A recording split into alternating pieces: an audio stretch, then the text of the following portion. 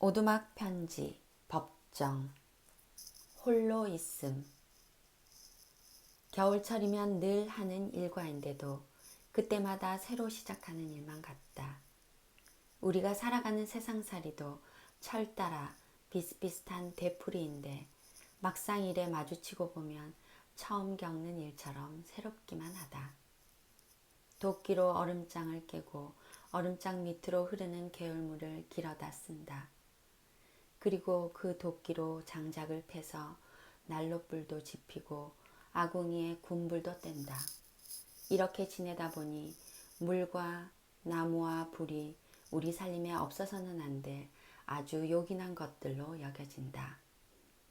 흙과 물과 불과 바람, 즉 지, 수, 화, 풍, 이 네 가지로 우주가 구성되었듯이 우리 몸도 이 네 가지로 이루어졌다는 말에 실감이 간다. 그러니 근원적으로 볼 때 이 우주와 우리들 자신이 결코 다르지 않은 한 몸이다. 그래서 우리 몸을 작은 우주라고 하는 것 같다. 내가 내 둘레를 무너뜨리거나 더럽히면 결과적으로 내 몸을 내 자신이 파괴하고 오염시키는 거나 다름이 없다. 이런 일은 눈에 보이는 외부적인 현상으로 끝나지 않고 곧 우리들 정신세계에도 똑같은 피해를 끼친다. 심신불이, 즉 마음과 몸은 따로 떼어서 생각할 수 없는 하나다. 오늘날 우리들 생활 환경이 지구촌 곳곳에 기상이변을 불러일으킬 만큼 심각하게 훼손되어 있다는 것은 현대를 살고 있는 우리 인간들의 정신 상태가 그만큼 정상에서 벗어나 황폐되어 있다는 증거이기도 하다. 이런 문제는 결코 말로써 해결될 일이 아니다. 한 사람 한 사람이 저마다 몸담아 살아가는 삶의 터전에서 크게 각성하고 개선해야 할 절실한 과제이다.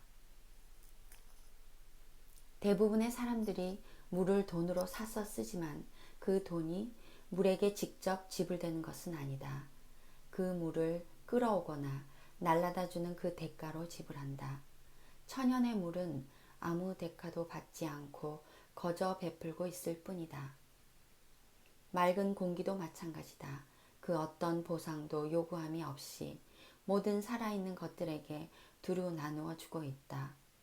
이런 물과 공기가 없으면 우리는 한시도 살아갈 수 없다. 그런데 금세기에 이르러 인간들은 자신들의 분수를 잊어버리고 이런 천연의 은혜를 배반하게 되었다. 도시에서는 숨이 막힌다는 말이 이제는 비유가 아니라 실제적인 숨쉬기의 문제가 되었다. 오늘날 도시의 공기는 온갖 독성이 밴 시커먼 매연과 소음으로 이루어져 있다. 물도 생활 오수와 산업 폐기물이 스며들어 마실 수 없는 물이 되었다. 4, 50년 전까지만 해도 금수광산으로 불리던 이 땅의 물과 공기를 그 누가 이렇게 죽여놓았는가. 그 범인은 정책을 입안에서 추진하고 산업을 일으킨 정부와 기업뿐 아니라 오늘 이 땅에 살고 있는 우리들 한 사람 한 사람이다. 소비자로 불리는 수많은 개인이 그 소비를 통해서 직접 간접으로 물과 공기를 더럽히고 있다. 그러니 적게 쓰고 적게 버리는 일은 이 시대의 미덕이다. 당신은 당신 자신을 어떻게 다루고 있는가? 많이 쓸수록 많이 버리게 된다. 많이 버리면 당신이 지닌 어질고 착한 덕성도 함께 버려진다는 사실을 알고 있는가? 얼마 전에 난 모르는 회원으로부터 편지를 한 통 받았는데 아무리 참선을 하려고 애써도 참선이 잘 안 된다고 하면서 좋은 방법이 있으면 말해달라고 했다. 선원에서 참선을 전업으로 하는 사람들도 그 참선이 한결같지 않은데 바쁘고 시끄럽고 복잡하게 얽혀 사는 세상에서는 더욱 어려울 것이다. 참선이란 말 자체를 한번 살펴보자. 마음을 가다듬고 고요히 생각함, 깊이 생각하면서 닦음을 참선이라고 흔히 말한다. 우리가 세상을 살아가면서 가장 중요한 것이 있다면 무엇보다도 마음의 고요와 평화일 것이다. 마음의 고요와 평화 없이는 가정의 화합도 이룰 수 없고 정상적인 인간관계도 그 어떤 일도 제대로 이루어낼 수 없다. 참선은 혹은 명상은 마음의 고요와 평화에 이르는 지름길이다. 우리들이 어떤 간절한 소원 때문에 하는 기도라는 것도 그 마지막 단계에 이르면 곧 명상의 세계에 도달하지 않을 수 없다. 명상은 한마디로 말해서 지켜보는 일이다. 지켜보되 지켜보는 주체가 사라진 커다란 침묵이다. 따라서 이와 같은 명상은 어떤 지식의 열쇠로도 열리지 않는다. 오직 활짝 열린 가슴으로만 명상에 이를 수 있다. 구름 한 점 없이 맑게 개인 하늘처럼 가슴이 활짝 열려 있을 때 명상은 은연중에 찾아든다. 구체적인 방법을 들어보자. 명상은 홀로 하는 정진이다. 여럿이서 한 방에서 할지라도 홀로 있음이 전제되어야 한다.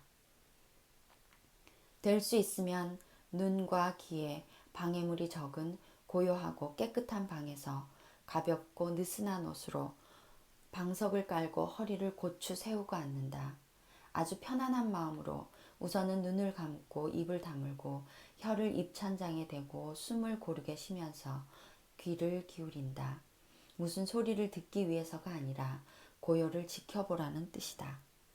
마음이 차분히 가라앉게 되면 이때부터 당신의 생각을 지켜보아야 한다.